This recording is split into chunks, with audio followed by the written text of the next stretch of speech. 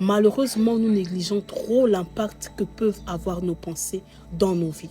Nous prenons trop d'abord en compte ce qui est extérieur, mais tu dois comprendre que dans ta vie, ce qui compte, c'est d'abord ce qui est à l'intérieur de toi. Qui es-tu à l'intérieur? Qu'est-ce que tu manifestes à l'intérieur de toi? C'est vrai que se dire qu'on doit être beau, on doit être belle à l'extérieur, c'est important. Mais pour vivre l'exaucement de Dieu, l'exaucement de la parole de Dieu, tu dois pouvoir te positionner de manière favorable. Et cette manière favorable est en rapport avec ce que tu penses. Car la Bible dit, garde ton cœur plus que toute autre chose, car de lui viennent les sources de la vie. Mais les sources de la vie en question, si elles sont impactées, si elles sont influencées par ta mauvaise façon de penser ou de voir les choses, quelles seront leur nature? Si tes pensées ne sont pas en accord avec Dieu, la parole de Dieu dit que vos pensées ne sont pas mes pensées, vos voix ne sont pas mes voix. Pour cela, tu dois comprendre que si tu ne vis pas l'exaucement, si tu vois une stagnation, c'est parce que peut-être tes pensées ne sont pas en accord avec Dieu.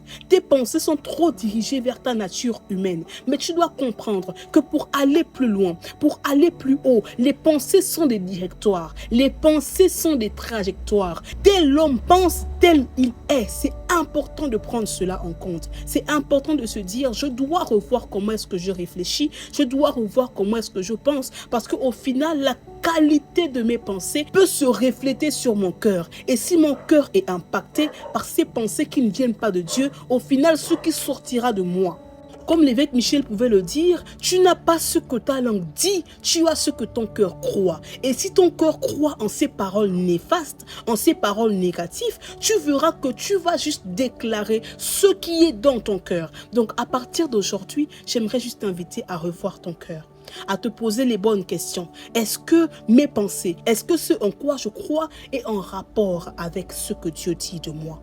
Est-ce que si je veux vivre l'exaucement, la qualité de pensée, le système de pensée que j'ai m'aide à vivre cet exaucement-là? Et tu verras un shift, tu verras un changement dans ta vie, tu verras un changement de level, de niveau, tu verras qu'il y aura des choses que tu vas vivre, tu vas te dire, mais pourquoi je vis cela? Parce que tes pensées sont en accord avec la volonté de Dieu.